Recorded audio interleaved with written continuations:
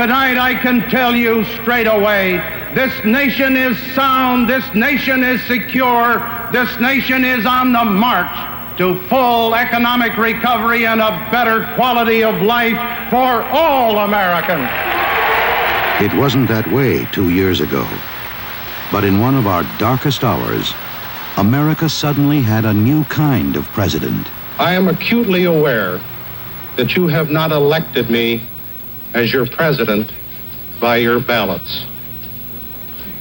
So I ask you to confirm me as your president with your prayers. A new leader who had not sought the job, but was prepared for it. A tough man when he had to be. But above all, a decent man who from his first hours has worked to restore the honor of the White House. When I came to this Oval Office, I tried to get people to speak up to me, even though they disagreed. I tried to make the atmosphere in the Oval Office more relaxed rather than austere, and I just wouldn't be comfortable making people snap to just because I'm president. So the net result is, I think we have certainly created in the Ford administration a non-imperial presidency. He likes to have the people on different sides of the issue in front of him in the office. He sits back and listens and relaxes, and at the end of that, he feels he's much closer to the issue that must be decided than if he were merely to look at a piece of paper. There's one issue which I disagreed on, and it's clear, and that's the issue of busing. I mean, my feeling is different from that of the other people in the administration. But once again, I have the feeling that the president has taken my views into full consideration and weighing them. I can't say that his conclusion is wrong. He sets a very high standard, and he does it in a way that is not objectionable or abrasive.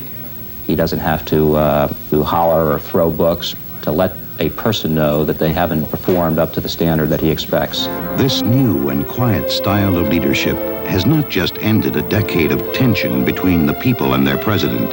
It's helped create a new optimism about America.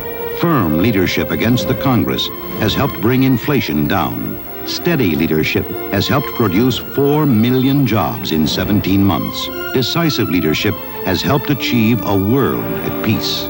Calm, dependable leadership has helped build a nation at peace. By keeping our cool and working a good many hours, we've gotten it all turned around. I think we'll do better with the Congress in the next 2 years. We certainly are doing better with the economy. We don't have any military conflicts to take our mind off of making a better quality of life here in the United States for 215 million Americans. We're on the brink in this country, in my opinion, because we did good things, made tough decisions in the last 2.5 years, and I want to be president when we can really blossom in this new era, the new third century of America. Forceful, as with the vetoes. Bold, as with the Mayaguez. But always, the power of the office tempered by the decency of the man. He's making us proud again. And right now I predict that the American people are going to say that night, Jerry, you've done a good job. Keep right on doing it.